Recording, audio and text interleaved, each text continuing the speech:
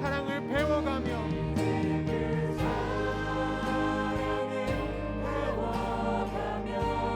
주님 안에 서로를 볼 때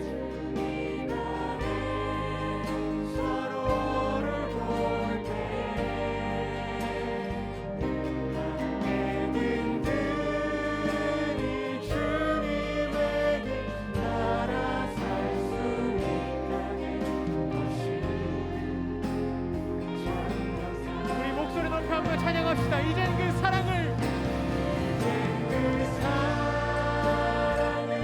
배워가며 주님 안에 서로를 볼 때에 함께 든든히 주님에게 따라 살 수 있다는 것이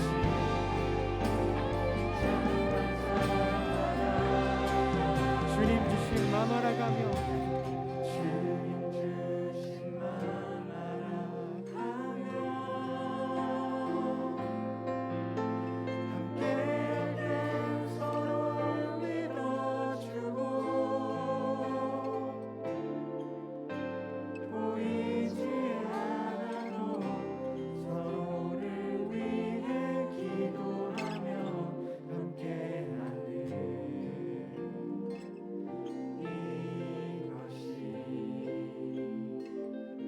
성도의 삶, 우리의 삶, 이것이 우리의 삶, 이것이 우리의 삶. 우리 시간 함께 마음을 모아 이렇게 기도합시다. 오늘의 예배를 통하여 주님의 교회 청년부가 주님 주신 마음을 힘써 알아가며 서로 밀어주고 서로를 위해 기도하며 함께하는 성도의 삶을 살아가는 주님의 공동체가 되게 하여 달라고 이 시간 함께 기도하며 나아가겠습니다. 아버지 하나님 감사합니다. 오늘도 우리를 예배의 자리로 불러주심을 감사합니다. 아버지 우리가 주님의 교회 공동체로서 청년부 공동체로서 주님 앞에 예배하며 찬양하며 나아갑니다. 예배와 이 찬양을 주님 받아주시옵소서. 아버지 예배를 통하여서 주님의 교회 청년부가 함께 서로를 주님 안에서 믿어주고 함께 축복하고 함께 지켜주며 나아가는 주님의 공동체가 되길 원합니다. 아버지 우리에게 그 마음을 허락하여 주시고 동역자의 마음을 허락하시고 공동체의 마음을 허락하셔서 우리가 주님의 그 사랑으로 끊어지지 않는 삼겹줄로 묶어주셔서 우리가 주님 앞에 주님 안에 그 사랑으로 하나 되어 주님을 예배하며 또 그리스도인의 삶을 살아가며 살아갈 수 있는 주님의 공동체가 되게 하여 주시옵소서.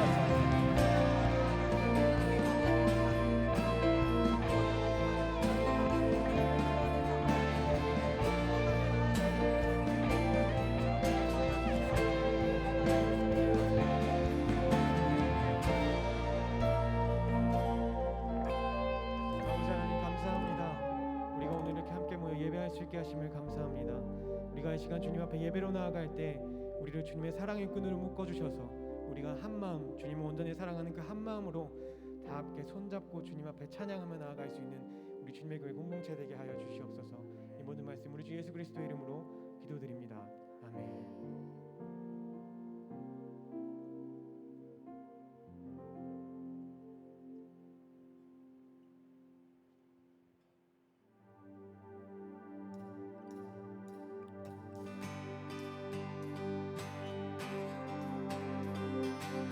함께 찬양해볼까요? 우리 함께 가는 이 길이 우리 걸어가는 이 길이 결코 조명받는 길은 아니야. 수천 년 동안 온 땅 곳곳에서 주님 따르는 적 있으니 우리 걸어가는 이 길이 낯설고 무게를 듣고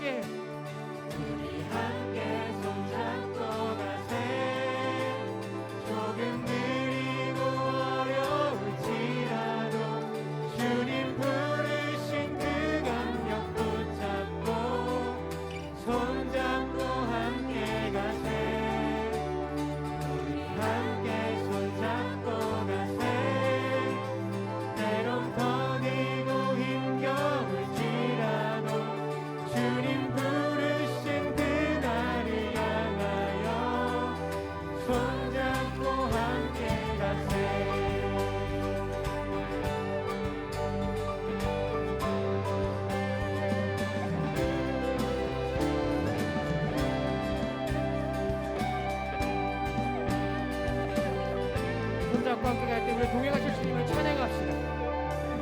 우리 걸어가는 이 길이 결코 처음 맞는 길은 아니야.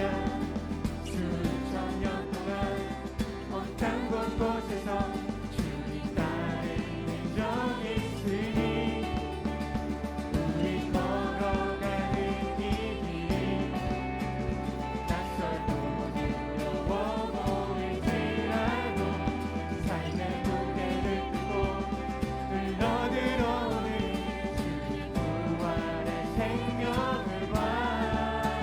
우리 함께 손잡고 가세.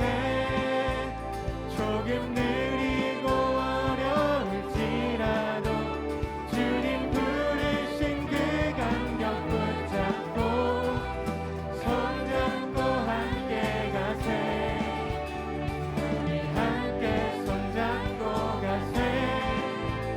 때론 더디고 힘겨울지라도 주님 부르신 그날을 향하여 손잡고 함께 가세. 우리 한 번 더 찬양해 볼까요? 우리 걸어가는 이 길이 우리 걸어가는 이 길이 결코 처음 맞는 길은 아니야.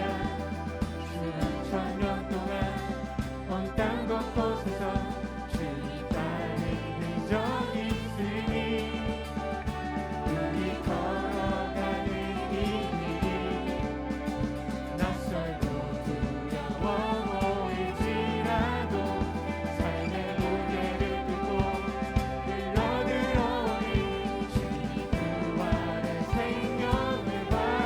아멘. 함께 손잡고 가세.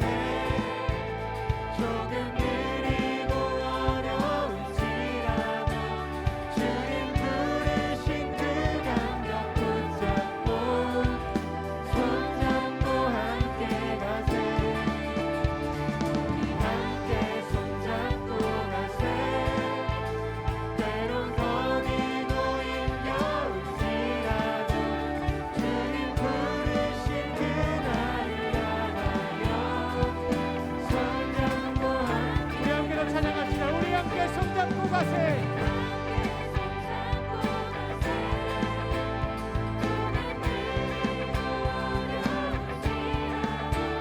주님 부르신 그 감격 붙잡고 손잡고 함께 가세. 함께 손잡고 가세. 때론 더디고 힘겨울지라도 주님 부르신 그날을 향하여 손잡고 함께 가세. 아멘.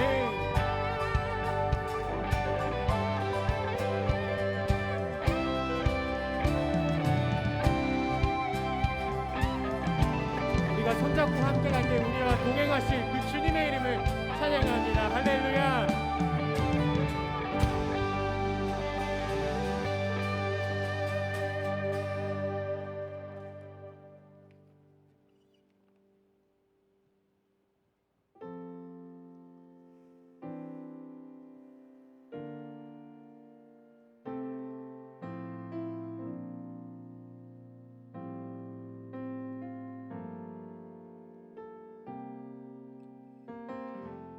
우리의 섬김이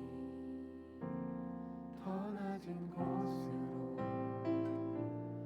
우리의 고백이 더 낮은 곳으로 쓰러져 있는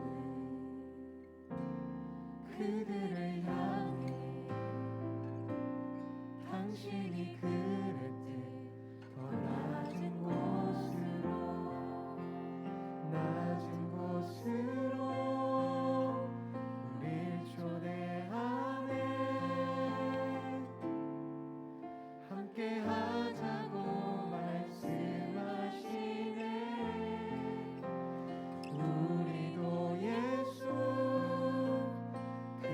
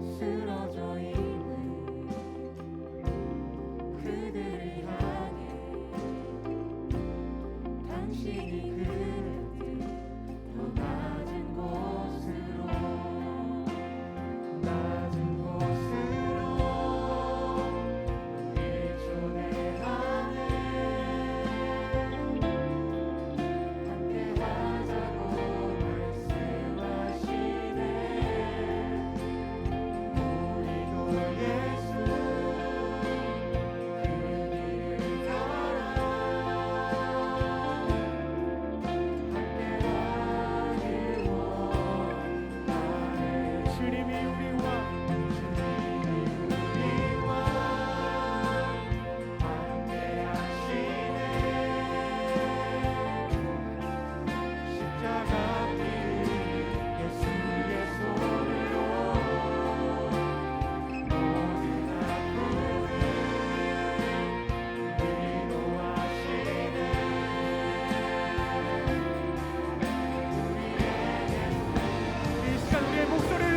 찬양합시다. 주님이 우리와 함께하시네. 십자가 길을 예수의 손으로 모든 아픔을 위로하시네. 우리에게 보여주시네. 한 번 더 찬양합시다. 주님이 우리와 함께하시네. 십자가 길을 예수의 손으로 모든 아픔을 위로하시네. 우리에게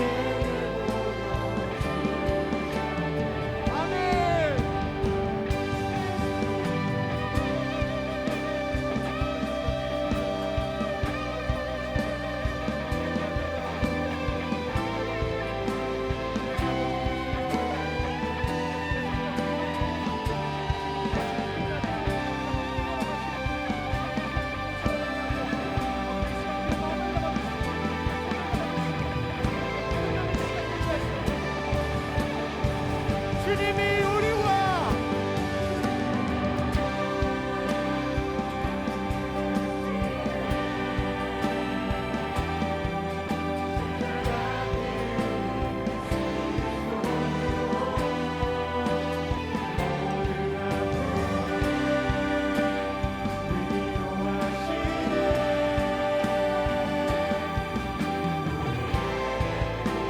우리의 마음을 담아 찬양합시다.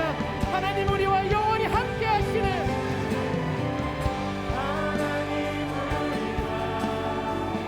영원히 함께 하시네. 끝없는 그 나라 보여주시네. 연약한 자들의 친구가 되어주시고 힘없는 하나님 우리와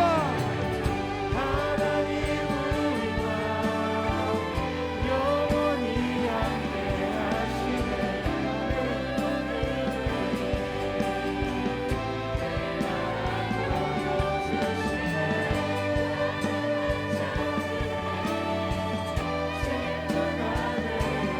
하시네. 우리의 목소리로만 찬양합시다. 하나님 우리와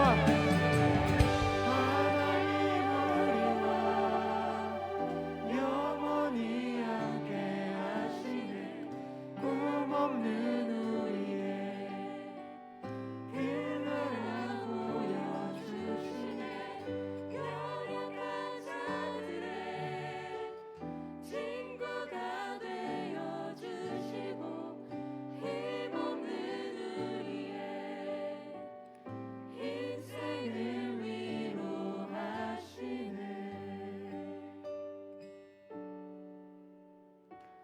이 시간 우리가 함께 기도하며 더 깊은 예배의 자리로 나아갑시다. 먼저는 우리의 예배가 주님께 온전히 올려지는 예배가 되게 하시고, 이 예배를 통하여 우리가 함께 서로가 서로를 위해 밀어주고 기도하는 믿음의 동역자가 되어 성도의 삶, 그 낮은 곳으로 가시는 그 예수 그리스도의 삶을 따라가는 그 믿음의 삶을 살아가는 믿음의 공동체가 되게 하여 달라고 함께 기도하며 나아가겠습니다.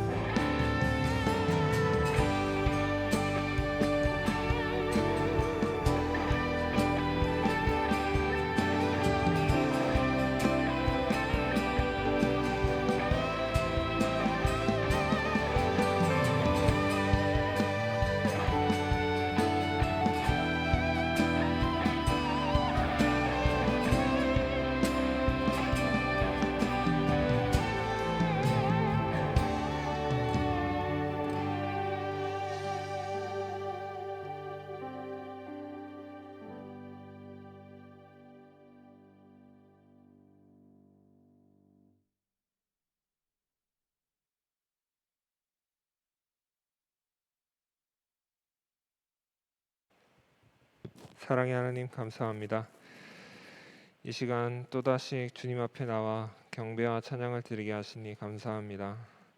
또한 폭염이 계속되는 무더운 날씨지만 주님께 나와 예배하며 찬양할 수 있어 너무나 감사드립니다. 오늘 또 살아계신 하나님을 찬양하오니 성령께서 함께 하셔서 우리의 예배를 받아주세요. 지난주 여름 수련회를 마치고 하나님의 사랑과 은혜를 삶 속에서 흘러보낸 첫 번째 주일입니다. 수련회에서 깨달은 은혜를 각자의 삶 속에서 적용하지 못해서 아쉬운 점이 다시 한번 생각납니다. 세상 사람들은 우리와 너무 다르다. 실생활에서 적용하기 너무 어려운 일이다. 난 이 사랑을 흘러보내고 싶었으나 거절한 것은 상대방이다 라며 핑계를 대며 지나친 것이 아닌지 되돌아보게 됩니다. 예수님께서 세상에 내려오셔서 저희와 같은 이기적이고 개인주의적이며 손익만 따지는 사람들과도 부대끼며 말씀을 전하시고 삶 속에서 나아가야 할 방향을 직접 보여주신 것을 잊지 않게 도와주세요. 우리가 교회를 문화생활의 한 종류가 아니라 기독교인, 말 그대로 그리스도의 사람, 하나님의 자녀, 제자라는 것을 잊지 않게 도와주세요. 우리가 좌절하고 낙담할 때 하나님께서 붙잡아 주시고 말씀과 은혜 안에서 하나님께서 바라시는 방향을 잊지 않고 끊임없이 도전하고 리브투게더의 마음으로 세상 속에 주님의 사랑을 흘려보낼 수 있는 청년들이 될 수 있게 도와주세요. 지난 중부지방의 폭우로 인해 많은 수해민들이 발생했습니다. 아직까지도 수해 복구에 착수하고 있는 많은 사람들과 수해를 입은 사람들의 마음을 위로해 주세요. 각 사역자들, 각계 사역팀들에서 봉사하는 지체들을 위해 기도합니다. 각자 바쁜 삶이 있음에도 불구하고 자신들의 시간과 마음을 다하여 주님께 바치는 그들과 함께 해주시며 그들에게 힘을 주시옵소서. 오늘 설교 말씀 전하시는 황바울 목사님을 위해 기도합니다. 주님께서 세워주신 주님의 종으로서 말씀을 전하실 때 주님의 교회 청년부 한 명 한 명의 가슴에 은혜의 싹이 피어나길 기도합니다. 예배 마치는 시간까지 예배의 주인 되신 주님께서 주관하여 주실 줄 믿사오며 이 모든 말씀을 우리의 기도를 들으시고 함께 기도하시는 신실하신 주 예수 그리스도의 이름으로 기도드리옵나이다. 아멘.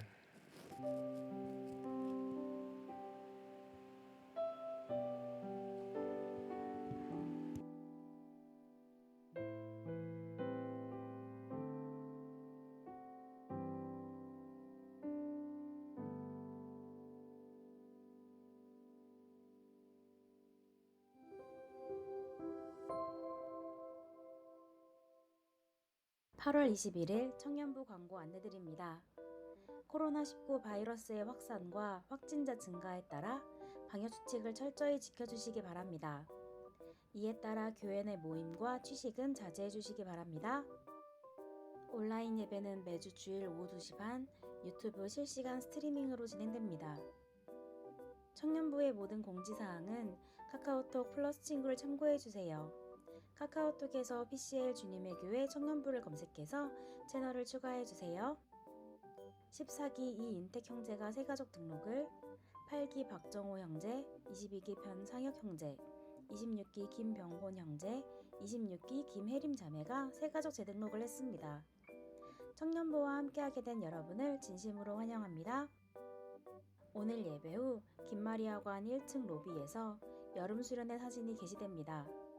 뜨거웠던 여름 수련회의 순간을 사진으로 다시 기억하는 시간 되시기를 바랍니다. 큐티의 민족이 오늘과 다음 주일 2주간 청년부 예배 전후 3층 로비에서 진행됩니다. 우편 신청을 원하는 분들은 김종희 목사님께 해주세요. 김종희 목사님께서 8월 22일부터 9월 2일까지 여름휴가를 가십니다. 휴가를 다녀오시는 목사님의 건강과 안전을 위해 함께 기도해주세요. 청년 예배는 유튜브 주님의 교회 청년부 채널에서 다시 보실 수 있습니다. 여기까지 8월 21일 청년부 주일 광고였습니다. 여러분 모두 주님 안에서 다시 새롭게 살아가는 한 주 보내시기를 바랍니다. 사랑하고 축복합니다. 감사합니다.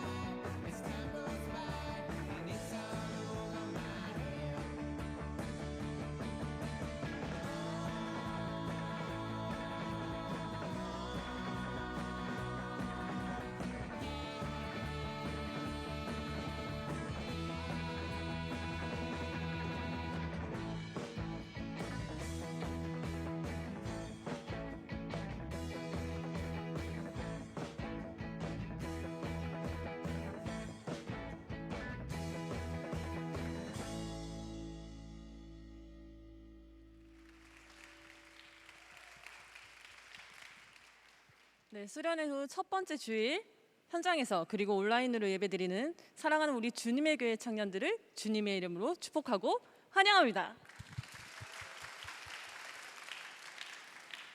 네, 우리 좌우 앞뒤 청년들과 한번 인사해 볼까요? 한 주간 너무 보고 싶었습니다라고 인사 한번 해보시죠. 네, 한 번 더 인사해 볼까요? 주님의 이름으로 사랑합니다. 주님의 이름으로 사랑합니다. 네, 오늘 반갑게도 군 입대 후에 첫 휴가를 나온 그리고 첫 예배를 드리는 지체가 있습니다. 우리 31기 김경조 형제 어디 있나요? 한번 일어서 주실까요?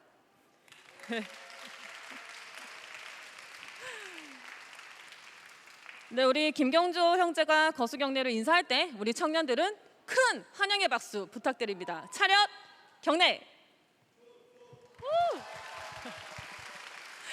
네, 바로 해야 되나요? 네, 앉아주시면 되고요. 여러분 반갑게 인사해 주시고 카카오톡 선물하기 잊지 말아 주시기 바랍니다. 그리고 여러분 2022년 여름 수련회가 지난주로 끝이 났는데요. 여러분의 그 열기와 그것들을 사진으로 우리 사진팀이 담았습니다. 그래서 예배 후에 4시 15분까지 1층 로비에서 게시가 되는데요. 걸려있는 전시 사진들은 여러분들이 개인 소장하셔도 됩니다. 근데 조별 사진은 각 조에서 신청한 매수만큼 조장이 수령한 후에 조원들에게 나눠주셔야 되니까요. 저 신청했으니까 주세요 하지 말고 우리 조장들이 가셔서 받아서 여러분들이 조원들에게 나눠주시고요. 전시되어 있는 사진들은 내 얼굴이네 가져가셔도 됩니다. 여러분들 많은 참여 부탁드릴게요. 자, 이 시간 하나님의 말씀 함께 보도록 하겠습니다. 오늘 우리에게 주신 말씀은 누가복음 14장 25절부터 33절까지의 말씀입니다. 거룩하신 하나님의 말씀을 봉독하실 때는 모두 일어서서 한 목소리로 합독하도록 하겠습니다. 누가복음 14장 25절부터 33절까지의 말씀입니다. 수많은 무리가 함께 갈새 예수께서 돌이키사 이르시되 물은 내게 오는 자가 자기 부모와 처자와 형제와 자매와 더욱이 자기 목숨까지 미워하지 아니하면 능히 내 제자가 되지 못하고 누구든지 자기 십자가를 지고 나를 따르지 않는 자도 능히 내 제자가 되지 못하리라. 너희 중에 누가 망대를 세우고자 할진대 자기의 가진 것이 준공하기까지에 족할지 먼저 앉아 그 비용을 계산하지 아니하겠느냐. 그렇게 아니하여 그 기초만 쌓고 능히 이루지 못하면 보는 자가 다 비웃어 이르되 이 사람이 공사를 시작하고 능히 이루지 못하였다 하리라. 또 어떤 임금이 다른 임금과 싸우러 갈 때에 먼저 앉아 1만 명으로서 저 2만 명을 거느리고 오는 자를 대적할 수 있을까 헤아리지 아니하겠느냐. 만일 못할 터이며 그가 아직 멀리 있을 때에 사신을 보내어 화친을 청할지니라. 이와 같이 너희 중에 누구든지 자기의 모든 소유를 버리지 아니하면 능히 내 제자가 되지 못하리라. 아멘. 모두 자리에 착석해 주시기 바랍니다. 오늘 설교는 특별한 분이 나오셔서 해주실 건데요. 우리 주님의 교회 사역 총괄을 맡고 계시고요. 또 총교역자 선임으로 섬기고 계시는 황벌 목사님께서 제자가 되는 길이라는 제목으로 우리에게 설교해 주실 겁니다. 황벌 목사님 나오실 때 큰 환영의 박수 부탁드립니다.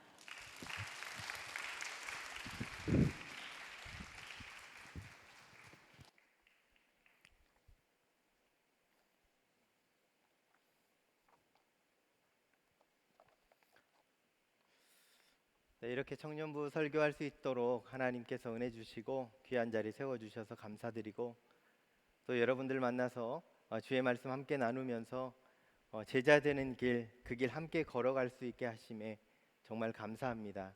함께 주님 말씀 경청하고 그 말씀 마음에 새기며 하나님 만나 주시는 그런 축복을 함께 누리실 수 있기를 간절히 소망합니다. 여러분, 한 가지 질문하면서 시작하겠습니다. 여러분은 예수님의 제자입니까?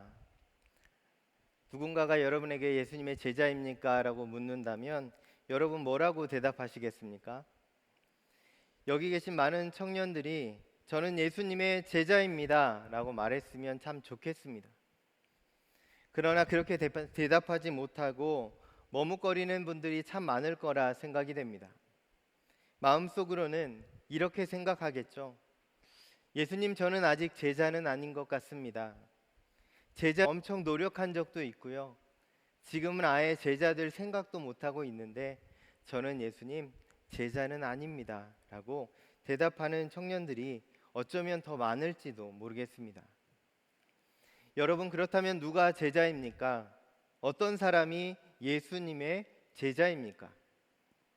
저는 오늘 이 질문을 가지고 설교를 준비하기 시작했습니다.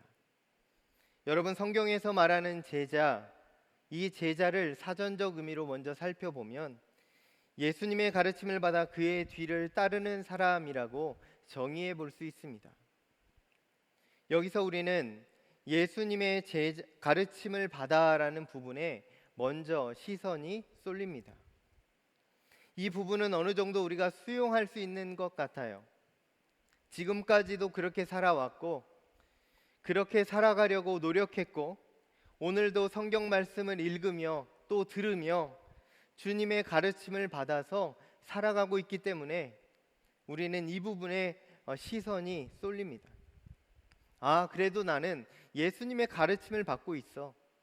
아, 그래도 나는 말씀을 보고 말씀 듣고 살고 있기 때문에 반은 예수님의 제자로 살고 있는 것 같아라고 생각할지도 모릅니다. 지금까지 가르침을 받는 부분은 우리가 신앙생활을 해오면서 비교적 잘 해왔다라고 생각되는 부분이 있기에 우리는 그렇게 마음이 어렵지 않은 것도 사실입니다. 그런데 이어서 따라오는 이 문장이 우리의 마음을 굉장히 불편하게 만들죠. 그의 뒤를 따르는 사람이라는 이 문장은 굉장히 불편합니다. 다시 말해서 예수님의 뒤를 따라 살아가는 사람, 이 표현이 우리의 마음을 불편하게 한다라는 것입니다.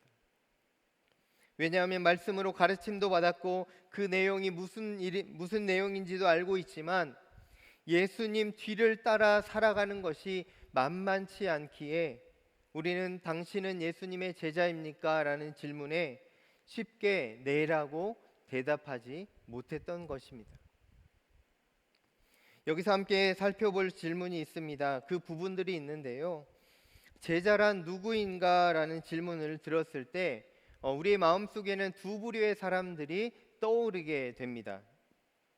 하나는 예수님을 진짜 따라가는, 진짜 따라 살아가는 제자들이고 또 하나는 그냥 따라다니는 무리들입니다. 제자들과 무리들이 있다라는 것입니다. 여러분, 앞서 말씀드렸지만 제자는 오직 예수님의 가르침을 받아 살아가는 사람들을 말합니다. 예수님과 함께 살아가기를 기뻐했던 사람들이죠. 반면 무리들은 예수님의 가시는 곳들을 따라다니면서 예수님의 기적 행하시는 것을 보고 신기해했던 사람들, 그러면서 무리들은 예수님께서 베푸신 기적을 경험하고 그 이야기를 주위에 또한 전달하는 전달자의 역할을 했을지도 모릅니다. 그러나 그들은 예수님의 길을 따라가지는 않았고 여전히 자신의 삶을 중요하게 여기며 예수님 행하시는 기적만 바라보며 살았던 사람들, 이 사람들이 무리들이었다라는 것입니다. 이런 기준에서 볼 때 다시 한번 질문해 보겠습니다. 여러분, 우리는 예수님의 제자입니까? 아니면 무리입니까? 이제 제자에 대해서 조금 더 깊이 한번 생각해 보겠습니다. 제자는 중생, 거듭남을 경험한 사람을 말합니다. 여기서 거듭남은 자기의 생각이나 결점을 개선하거나 보완하는 수준의 변화가 아니라 나의 인생과 목적과 의미가 예수 그리스도로 인해서 완전히 변화되는 것, 이것이 바로 거듭남이다라는 것입니다. 예수를 믿기 전에는 이 세상의 가치를 따라 살아가기 바빴다면 예수 믿고 난 후에는 삶의 의미와 행복의 이유가 오직 예수님으로 변화된 것을 의미합니다.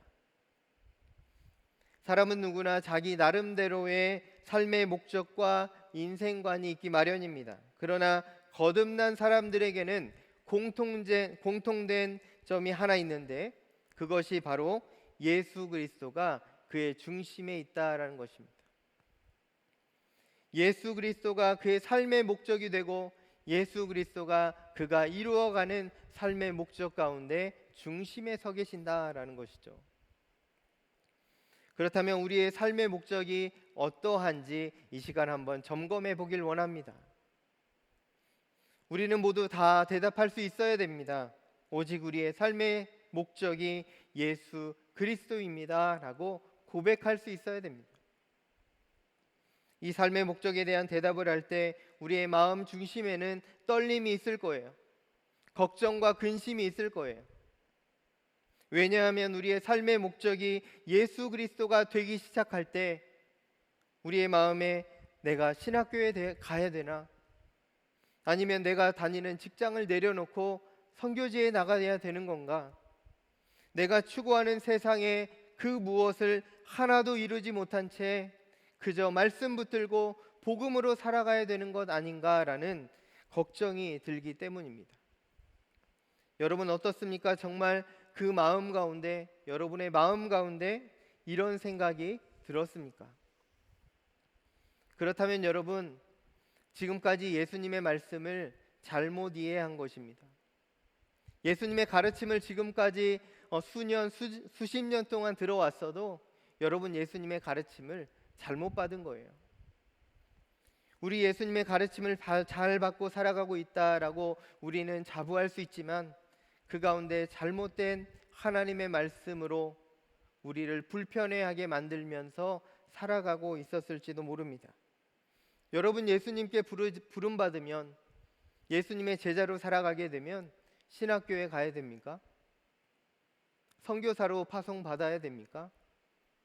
여러분 그렇지 않습니다. 지금 우리가 살아가는 이 세상 속에서 하나님을 바라보고 예수님을 증거하며 그 세상의 빛과 소금으로 살아가는 것, 그것이 하나님께서 원하시는 삶이다라는 거예요. 여러분 거듭남은 우리의 약점을 보완하고 개선하는 리모델링 차원이 아니다라고 말씀을 드렸습니다. 모든 삶의 방식과 목적을 완전히 내려놓고 예수 안에서 새롭게 태어나 살아가는 것이 거듭남이라 할 수 있습니다. 새로운 마음으로 이 시간 주의 말씀을 듣고 세상 가운데로 나아갈 수 있는 저와 여러분 되기를 소원합니다. 여러분 어느 목회자의 가정의 간증을 하나 나누도록 하겠습니다. 약 40년 전 휴전선 인근 마을에서 목회하는 목사님이 계셨습니다. 농촌교회 목회를 서원했던 한 목사님이 당시 하나님의 인도하심을 따라서 임진강변에 있는 민통선 마을에 부임하게 되었습니다. 당시 교인은 약 10명 정도였고 그 교회 교인들을 제외하고 군부대 장병들이 약 30명 정도 출석하는 그런 교회였습니다. 경제적으로 너무나 어려워서 사례비는 거의 받지 못했고 먹을 것이 없어서 식사를 거르기가 일쑤였습니다. 그러던 어느 날 이 가정에 불행한 일이 하나 닥쳤습니다.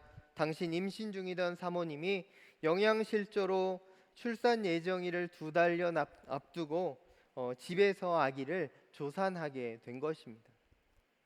너무나 갑작스럽게 쏟아져 나온 작은 아기는 국내 한 병원에 입원하게 되었고 인큐베이터에 2달의 시간을 보내게 되었습니다. 그런데 그렇게 좋아지지 않는 겁니다. 아기를 위해 아무것도 할 수 없었던 이 목회자 부부는 여전히 하루하루 눈물을 흘리며 하나님 앞에 부르짖습니다. 하나님, 이 작은 생명을 하나님 살려주십시오. 동시에 늘어나는 병원비도 부담이 되었기 때문에 의사 선생님을 매일 찾아가 아기를 데리고 나갈 수 있도록 도와달라고 요청하기도 합니다. 그러나 병원에서는 아기가 너무 위험하다, 상태가 좋지 않다 말하면서 아기를 내어주지 않습니다. 어느 날 아기 엄마 마음속에 기도하는데 이런 마음이 들었다고 합니다. 하나님이 회복시켜 주실 것 같다. 2달 정도가 지나자 아기의 몸무게가 2.4kg 정도로 회복이 되었고 병원의 만류에도 불구하고 급히 퇴원하게 되었다고 합니다. 퇴원 후에 아기는 하나님의 은혜 안에서 하루하루 좋아지기 시작하는데 하나님께서 매일매일 회복시켜 주시는 은혜를 맛보게 되었습니다. 약 한 달 후에 아기를 데리고 병원에 검진을 받으러 가는데 온 병원의 의사들과 간호사들이 깜짝 놀랐다고 합니다. 이 아기가 산모의 아기 맞냐고, 정말 그 아기가 맞냐고 하면서 박수치면서 기뻐하며 축복해 주었다고 합니다. 이 목회자 부부는 아기에게 바울이라는 이름을 지어주고 하나님의 뜻대로 살아가기로 기도하게 했습니다. 그 아기는 장성하여서 목사가 되었고 지금 이 자리에 서 있습니다. 이 간증은 제가 학창 시절에 저희 어머니를 통해서 들었습니다. 어머니께 이 간증을 들으면서 저는 큰 충격을 받았어요. 망치로 한 대 팍 얻어맞는 느낌이었습니다. 그러면서 이런 생각이 제 마음에 들었습니다. 지금 내가 이렇게 살면 안 되는구나. 하나님이 나를 살려주셨다면 그래, 하나님이 기뻐하시는 삶 살아가야 되겠다라고 결단하게 되었습니다. 저는 그 이후로 덤으로 살아가는 인생이라는 그 마음의 주제를 가지고 지금도 살아가고 있습니다. 하나님 왜 지금까지 나를 살려주실까? 하나님 왜 지금까지 나를 여기까지 인도해 주실까?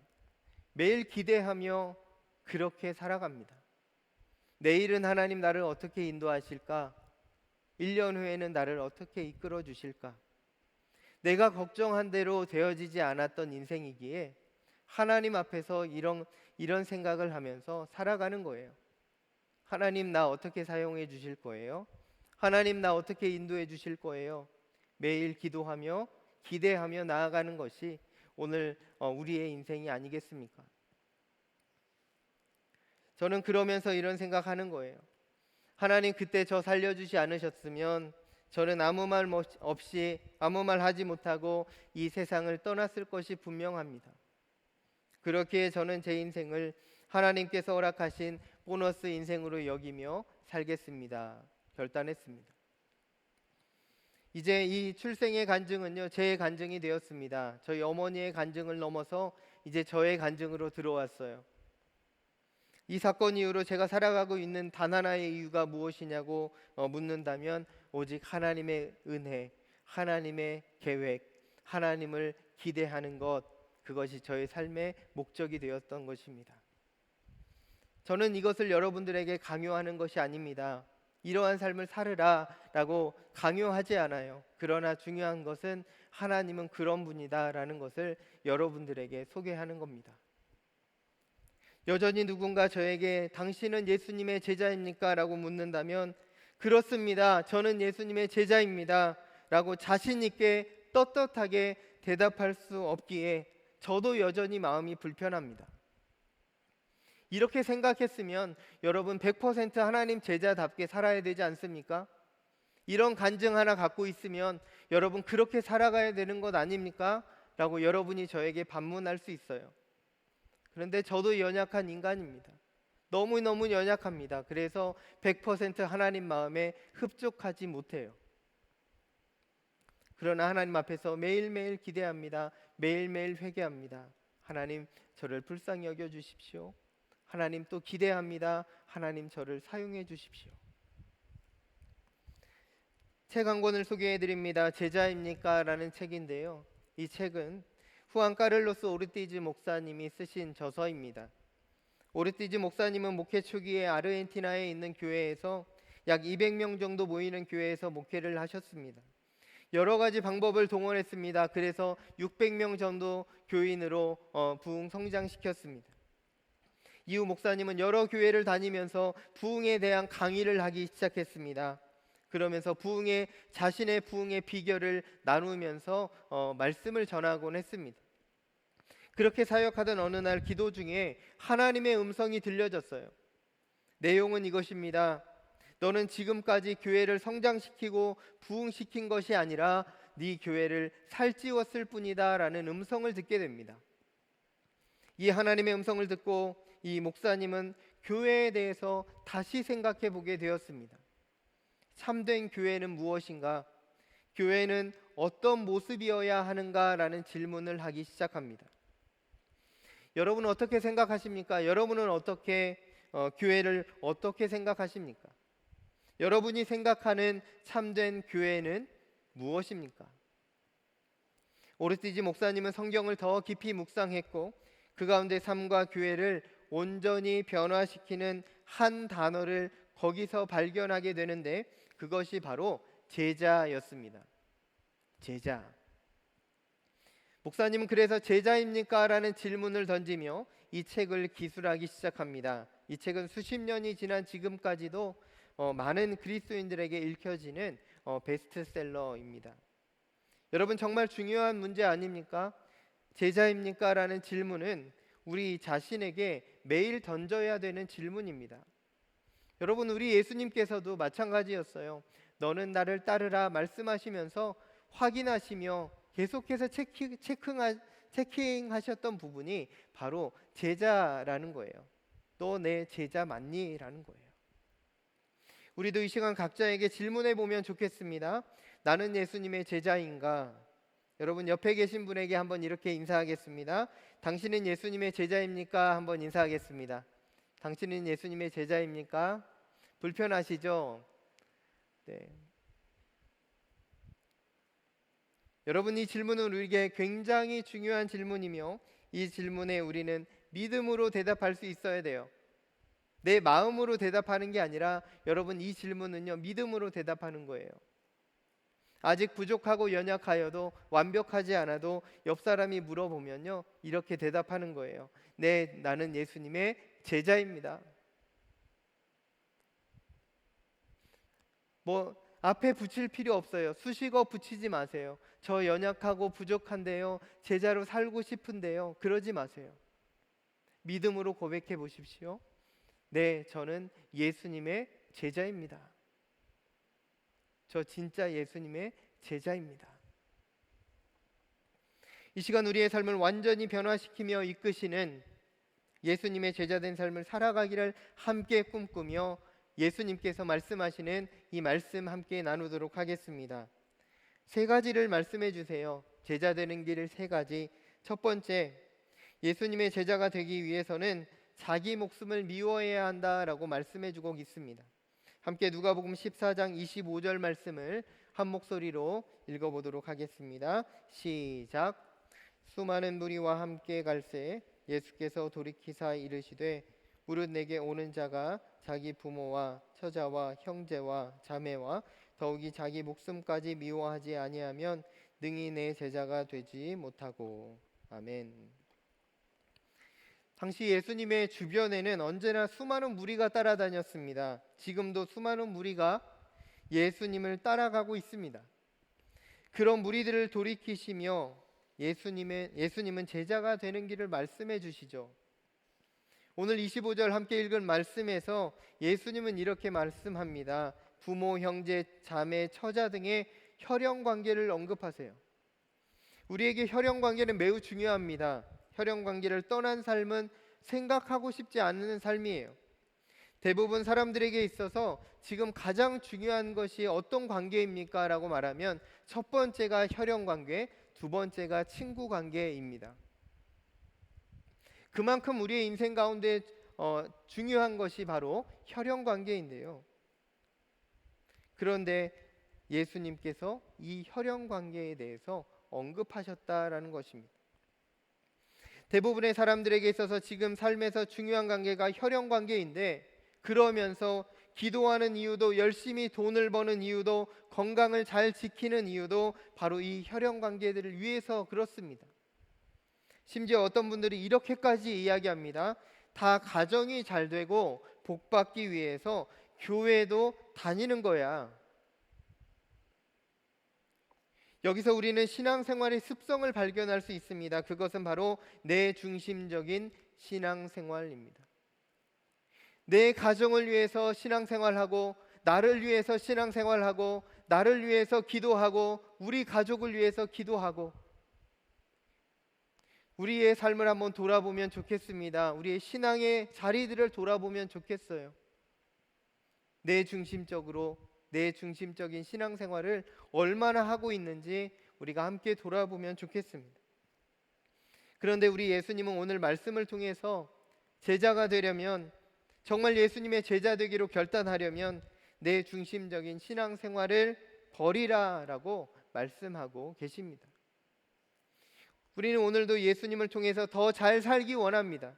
더 건강해지기 원하고 더 행복해지기 원해요.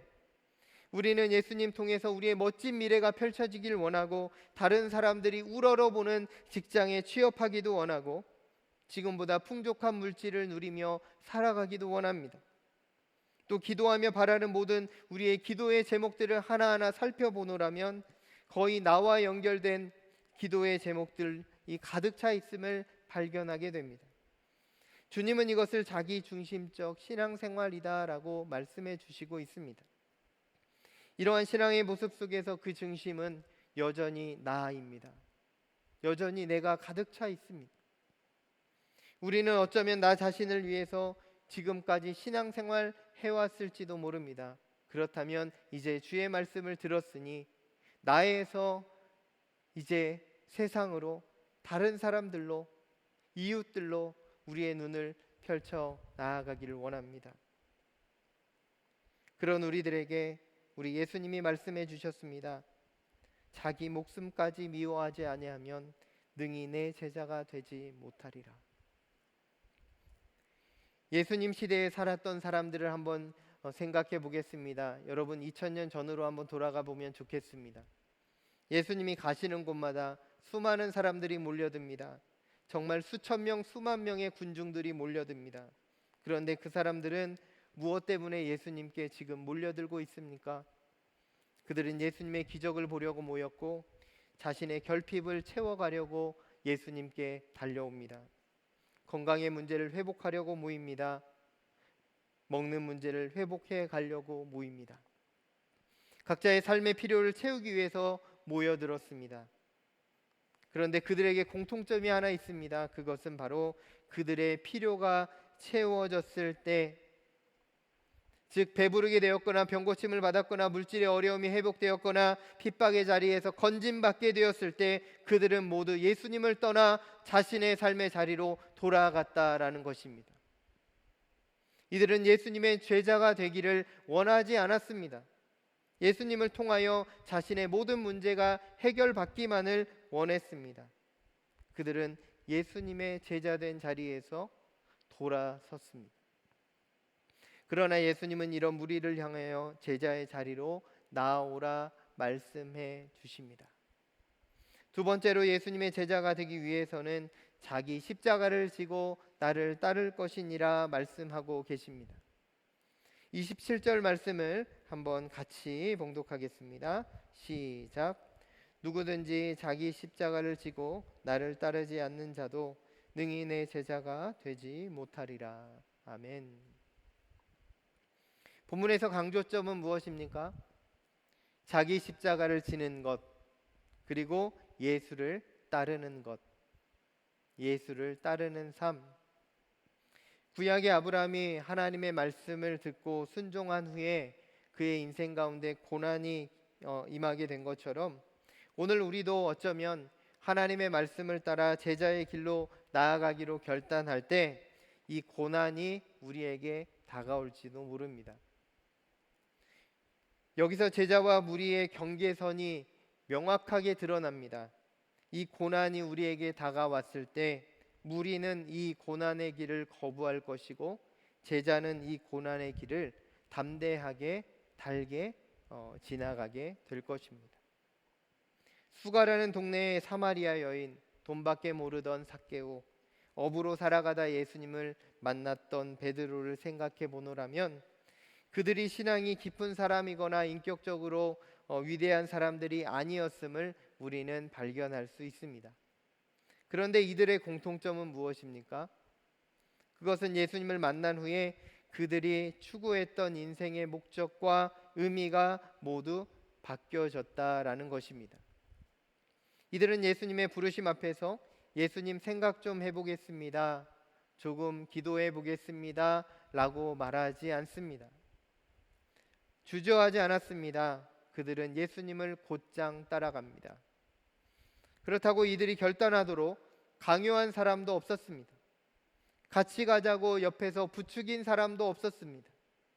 이들은 예수님을 만난 그 순간에 예수님의 절대적인 그 가치 앞에서, 그 놀라운 말씀 앞에서 지금까지 자신이 붙잡고 있던 세상의 가치를 내려놓고 예수님을 쫓습니다. 그들은 자신의 상황과 합리화하는 과정도 갈등도 넘어서서 즉시 자신을 내려놓고 예수님을 따랐습니다.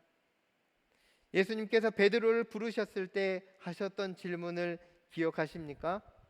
너는 나를 따라오라. 내가 너로 사람을 낚는 어부가 되게 하리라. 이 말씀을 오늘 우리에게 하신다라고 생각해 보십시오. 너는 나를 따르라. 내가 사람 낚는 어부가 되게 하리라. 여러분, 이 말씀을 듣고 베드로처럼 즉시 따라 나설 수 있습니까? 한번 질문해 보기를 원합니다. 제가 청년 사역을 하던 10년 전쯤에 있었던 일입니다. 한 청년과 말씀을 나누고 그의 삶을 나누기 시작했습니다.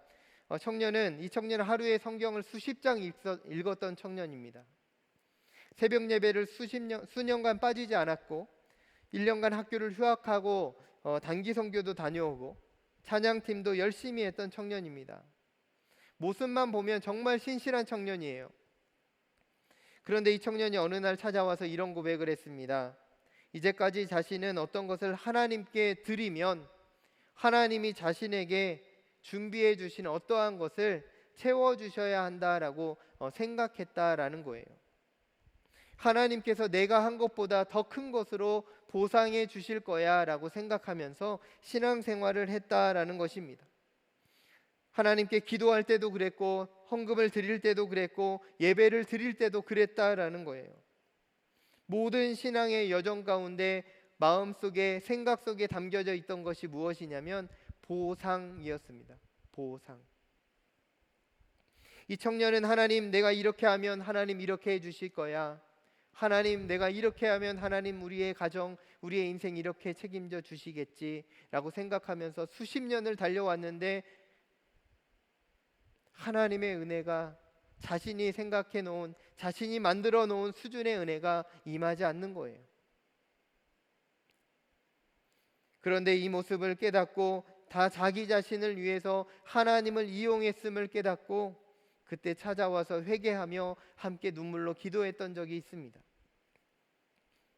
이 청년은 나의 나된 것은 오직 하나님의 은혜입니다 고백하며 이제 내가 사는 것은 내가 사는 것이 아니요 오직 내 안에 그리스도께서 이제 살아갈 것입니다. 사도 바울의 고백을 자신의 고백으로 드리며 함께 울고 찬양했던 적이 있습니다. 여러분, 예수님께서 십자가의 죽으심으로 우리의 죄는 완전히 해결되었음을 믿으십니까? 죽을 수밖에 없었던 우리가 예수님의 십자가 공로로 구원받게 되었음을 믿으십니까? 그렇다면 우리가 이제 고백할 것은 단 한 가지 아니겠습니까? 나의 나된 것은 오직 주님의 은혜입니다. 예수님 고맙습니다. 예수님 감사합니다. 다시 오늘 본문으로 돌아가면 예수님께서 지금 자기 십자가를 지고 나를 따를 것이니라 말씀하셨는데 여기서 중요한 문제가 한 가지 섞여 있어요. 숨어 있어요. 그게 무엇이냐면 이 십자가는 언제까지 지고 가야 되는 것인가 라는 질문입니다. 이것이 우리의 큰 문제예요. 십자가를 한두 번 지고 가다가 내려놓을 수만 있다면 여러분 큰맘 먹고 한번 십자가 지면 되지 않겠습니까? 예수님 기뻐하시게 큰맘 먹고 한번 십자가 지고 우리 한번 함께 걸어가면 되지 않겠습니까? 그런데요, 여러분, 이 십자가는 우리가 평생 지고 가야 할 십자가입니다. 그래서 우리가 이 십자가를 지고 가는 것이 처음부터 두렵고 떨려서 내 십자가를 그냥 저기에 던져버리는 거예요. 예수님, 저 어차피 못할 것 같아요. 처음부터 내 십자가 안 지겠습니다. 그런데 여러분, 우리 예수님 뭐라고 하십니까? 너의 십자가를 지고 나를 따르라. 그러면서 다른 구절에서 예수님 약속까지 주세요. 내가 너와 세상 끝까지 함께 있을 것이다. 여러분, 이 십자가는 누가 지는 겁니까? 내가 지는 것 같이 보여도 나와 함께 하시는 예수님이 내 십자가를 같이 지고 가세요. 예수님 홀로 지고 걸어가신 예수님의 십자가가 아니라 이제 내가 지어야 할 내 십자가를 우리 예수님이 옆에서 같이 지고 걸어가신다는 거예요. 여러분, 한번 그러면 십자가 져볼 만하지 않습니까? 우리 십자가 한번 져봐야 되지 않겠습니까? 져보고 싶지 않습니까? 왜요? 우리 옆에 예수님이 계시니까. 여러분, 이 세상 살아가기 너무 힘듭니까? 내 옆에 있는 친구가 도움이 되지 않고 심지어 부모까지도 내 인생을 책임져 주지 않는 이 세상 속에서 우리가 세상을 살아갈 힘이 어디 있습니까? 우리 옆에서 우리 십자가 같이 져주시는 우리 예수님이 우리의 인생의 힘이요 능력이 되십니다. 예수님은 이것이 내 제자가 되는 것이다 말씀해 주셨어요.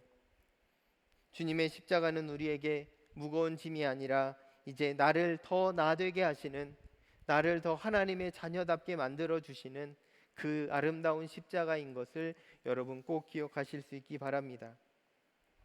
그런데 여전히 우리의 마음에 그 부담감과 두려움이 있다면 이제 이 시간 함께 주님 앞에서 찬양하고 기도하며 나아갈 때에 또 하나님께 이 모든 마음들 또 내려놓을 수 있기 원합니다. 세 번째로 예수님 제자가 되기 위해서는 우리의 소유, 우리의 욕심을 버릴 수 있어야 합니다. 33절 말씀을 함께 읽겠습니다. 시작. 이와 같이 너희 중에 누구든지 자기의 모든 소유를 버리지 아니하면 능히 내 제자가 되지 못하리라. 아멘. 이 말씀에서 주목할 부분은 바로 자기의 소유를 버리지 아니하면입니다. 여기에 소유라고 되어 있는 것들은 한마디로 말하면 세상적인 모든 가치를 의미합니다. 물질이나 권력이나 명예나 쾌락들, 이 모든 것이 여기에 소유다라는 거예요. 여러분, 신약 성경을 보면 예수님을 찾아온 부자 청년이 있습니다. 저는 이 부자 청년이 너무나 안타깝기도 하고 너무나 우리 자신 같기도 해서 마음에 항상 끌어당기고 있습니다. 이 청년이 와서 예수님께 묻죠. 예수님, 어떻게 하면 영생 얻을 수 있나요? 그때 예수님은 이렇게 대답하셨습니다. 너의 모든 소유를 팔아서 가난한 자에게 나누어 주고 너는 나를 따를 것이니라. 그때 그 청년은 근심하며 돌아가니라 라고 성경은 말씀합니다. 이 부자 청년은 제자가 되는 법을 예수님께 직접 들은 사람입니다. 예수님이 직접 알려주셨어요. 너 그렇게 하면 내 제자 될 수 있어. 근데 그 예수님의 응답을 듣고서 근심하며 돌아갔다라는 것입니다. 예수님께서는 이 청년에게 제자 되는 길 정확하게 알려주셨습니다. 그런데 제자가 되지 못하고 근심하며 돌아갔다. 여기서 우리 함께 찬송가 288장의 가사를 함께 묵상하고 찬송하길 원합니다. 영생을 소유할 길이 있었음에도 불구하고 예수님의 응답을 들었음에도 불구하고 아직도 근심하며 염려하며 돌아서는 청년과 같은, 어쩌면 그 우리의 인생을 돌아보면서 사도 바울의 이 깊은 믿음의 고백을 함께 찬양하기를 원합니다. 예수로 나의 구주 삼고 성령과 피로써 거듭나니 이 세상에서 내 영혼이 하늘의 영광 보리로다.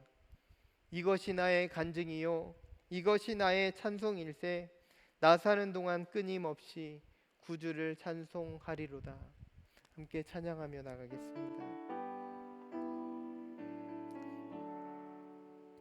예수로 나의 구주 삼고 성령과 피로써 거듭나리.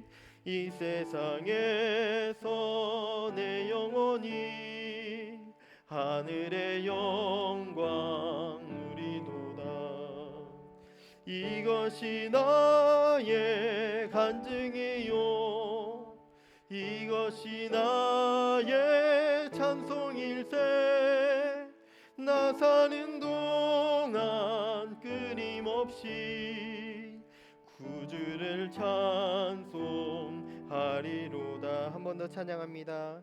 예수로 나의 구주 삼고 성령과 피로써 거듭나리 이 세상에서 내 영혼이 하늘의 영광 보리로다. 이것이 나의 간증이요 이것이 나의 찬송일세. 나 사는 동안 끊임없이 구주를 찬송하리로다.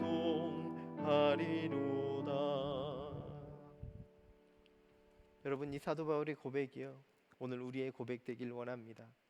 두렵고 떨리는 것이 아니라 이제 이 고백으로 나아가는 거예요. 여러분, 세상을 향해 나아가십시오. 나 사는 동안 끊임없이 구주만 찬송하며 예수님의 제자된 삶 한번 살아보겠습니다. 그러면서 여러분 기도하는 거예요. 예수님, 나 도와주십시오. 성령 하나님, 나 붙들어 주세요 라고 기도하며 나아가는 것입니다. 여러분, 부자 청년처럼 근심하며 돌아갔을지라도, 이전까지 그렇게 살아왔을지라도 이제 여러분 근심하며 돌아가지 마십시오. 예수님 붙들고 예수님 손 꽉 붙잡고 세상을 향하여 나아갈 수 있기를 원합니다. 우리가 하나님 말씀 붙들며 살았던 때에 그 야성이 언제부터 사라져 갔습니까? 하나님께서 맡겨주신 사명이라고 기뻐하며 춤추며 하나님께 영광 돌렸던 그 열심은 어디에 가 있습니까? 코로나 상황이 길어가면서 사라져버린 우리의 열정이 혹시 어디에 있습니까?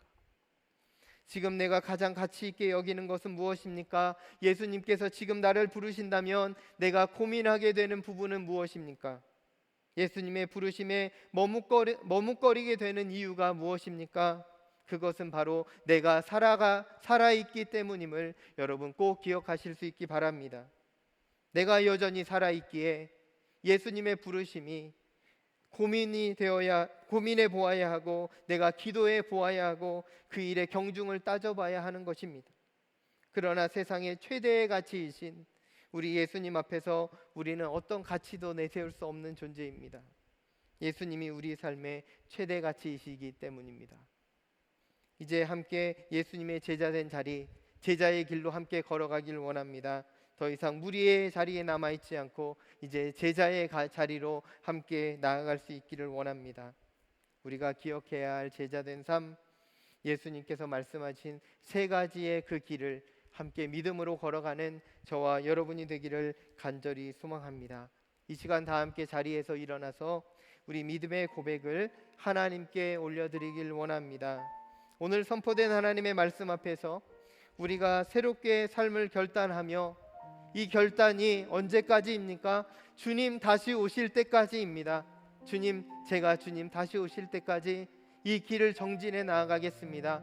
이 믿음의 길을 걸어가겠습니다. 하나님, 두렵고 떨립니다. 그러나 하나님, 나에게 힘을 주시고 나와 함께하여 주시고 능력의 손으로 우리를 붙잡아 달라고 이 시간 함께 믿음으로 고백하며 나아가겠습니다. 주님 다시 오실 때까지, 주님 다시 오실 때까지 나는 이 길을 가리라. 좁은 문, 좁은 길, 나의 십자가 지고 나 가는 이 길 끝에서 나는 주님을 보리라. 영광의 내 주님 나를 맞아주시리. 주님 다시 오실 때까지, 주님 다시 오실 때까지 나는 일어나 달려가리라. 주의 영광 온 땅 덮을 때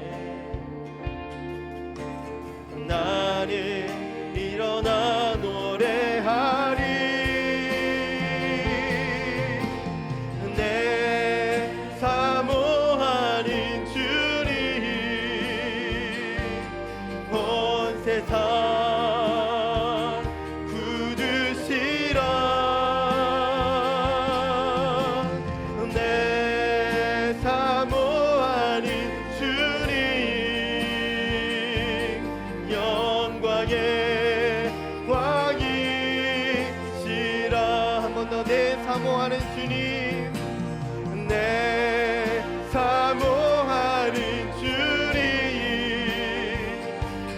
온 세상 구주시라.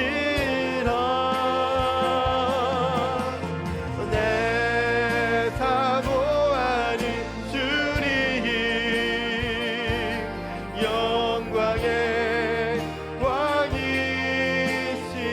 한 번 더 고백합니다. 내 사모하는 주님, 내 사모하는 주님, 온 세상 구주시라. 내 사모하는 주님, 영광의 왕이시라.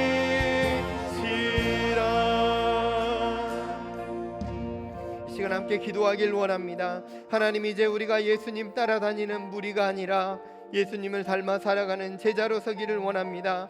이 시간 우리를 만나주시고 붙들어 주셔서 이 마음을 품고 세상을 향하여 나아갈 때 두렵고 떨리지만 하나님 함께 하시며 우리를 도우시며 능력을 더하여 주실 것을 믿음으로 담대하게 나아갈 수 있도록 우리를 인도해 주옵소서. 함께 이 기도 제목 가지고 합심으로 기도하며 나가겠습니다. 기도합니다. 하나님 아버지, 감사합니다. 예수님이 이제 우리가 아버지 하나님 두렵고 떨리는 이 자리를 함께 나아가길 원합니다. 예수님 부르심에 응답하며 하나님 역사하여 주시고 우리에게 힘과 능력과 아버지 하나님 동행하심 속에 아버지 믿음으로 승리하는 이 제자의 삶을 함께 살아갈 수 있도록 주님 인도하여 주옵소서. 여전히 세상이 커 보이고 여전히 하나님 아버지 우리의 연약함이 드러나지만 그 가운데 역사하시며 우리에게 말씀하시는 하나님 의지하며 담대하게 나아갈 수 있도록 우리를 붙드시고 인도하여 주옵소서. 내가 너와 함께 하겠다, 내가 너와 함께 하리라 약속하시는 주의 말씀 붙들고 세상을 향하여 담대하게 나아갈 수 있도록 우리 한 사람 한 사람 붙드시고 역사하여 주옵소서. 하나님 아버지, 우리의 모든 걸음 인도하여 주실 줄로 믿습니다. 한 가지 기도 제목 한 가지 더 나누겠습니다. 지금까지 나의 중심, 내가 붙들고 있는 것을 의지하며 살아왔습니다. 예수님의 십자가 그리고 나에게 주신 십자가를 믿음으로 기쁨으로 지고 걸어갈 수 있도록 주님 인도하여 주옵소서. 내가 내 마음의 중심에서 벗어나 이제 예수님 중심으로 생각하고 살아가고 결단하는 제자된 삶 살아갈 수 있도록 주님 인도해 달라고, 그리고 이제 두렵고 떨리는 마음으로 세상을 향해 나아가지만 그 길을 함께 걸어가시며 우리의 십자가를 함께 지시는 예수님 의지하며 주님 다시 오실 때까지 끝까지 기도하며 끝까지 정진하며 나아갈 수 있도록 하나님 도와달라고 이 시간 기도하며 나가겠습니다. 함께 기도합니다. 하나님 아버지, 내 중심 나의 붙들고 있는 것을 의지하며 살아왔던 인생을 주님 앞에 모두 내려놓습니다. 하나님 아버지, 우리를 용서하여 주시고 이제 하나님 말씀을 듣고 내가 너와 함께하리라, 내가 너의 십자가를 함께 말씀하시는 그 음성을 듣고 아버지 하나님 순종하며 나갑니다. 하나님, 여전히 두렵고 떨리는 마음이 가득 차 있지만 주님 나 중심의 생각에서 벗어나 이제 예수님 중심으로 생각하며 결단하며 나아갈 수 있도록 하나님께서 도우시고 역사하여 주옵소서. 예수님 걸어가신 길 이제 우리도 바라보며 함께 걸어가길 원하오니 하나님 역사하여 주시고 도와주시고 신이 응답하여 주옵소서. 예수님 나와 함께 하심을 믿습니다. 예수님 나를 도우실 것을 믿습니다. 예수님 나의 인생을 책임져 주실 것을 믿습니다. 그 가운데 우리를 붙잡아 주시고 일으켜 세워 주시옵소서. 하나님 아버지, 은혜 가운데 소개하여 주실 것을 기대합니다. 하나님 역사하여 주심을 감사하며 아버지 하나님 역사하여 주십시오. 감사합니다.